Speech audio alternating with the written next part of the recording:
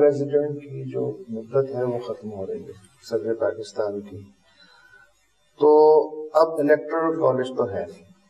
جو کہ نئے صدر کا انتخاب کر سکے، اور آئین میں اس کی کیا گنجائش ہے؟ کیا یہ ان کی مدت ایکسٹینڈ ہوگی کیونکہ ان کی جگہ کوئی اور آئے گا کیا؟ دیکھیے، جو میری انڈرسٹینڈنگ لا کی ہے، and I am still open to any interpretation otherwise, کہ صدر کا منصب جو ہے وہ اس وقت تک جاری و ساری رہے گا جب تک ان کا متبادل منتخب نہیں ہوتا۔ تو ایسی صورتحال میں وہ